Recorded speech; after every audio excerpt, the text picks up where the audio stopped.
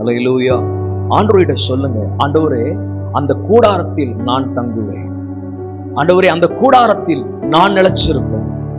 ஆனா நம்ம நிலைச்சிருக்காதபடிக்கு நம்ம நிறைய நாட்கள் விலகி போறோம். ஏன்னு சொன்னா நம்ம கண்களால் பார்க்கிற சில நம்ம செவிகளால் கேட்கிற சில வார்த்தைகள், நாமே பேசி தடை செய்து கொள்ளுகிற அநேக காரியங்கள், இது எல்லாவற்றாலும் நாம் தேவ சமூகத்துல நிலை நிற்க முடியாதபடிக்கு தடையாய் போயிடுது.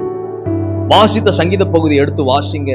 நம்ம செய்யற ஒரு பெரிய ஒரு தப்பு என்னன்னு சொன்னா, எடுத்து வாசிங்க சங்கீதம் 94 சங்கீதம் அதனுடைய 11வது வசனத்தை சப்தமாய் வாசிப்போம். மனுஷனுடைய யோசனைகள் வீணென்று கர்த்தர் அறிந்திருக்கிறார். யாருடைய யோசனைகள்? மனுஷனுடைய யோசனைகள் வீணென்று கர்த்தர் என்ன பண்ணியிருக்கிறார்? அறிந்திருக்கிறார்.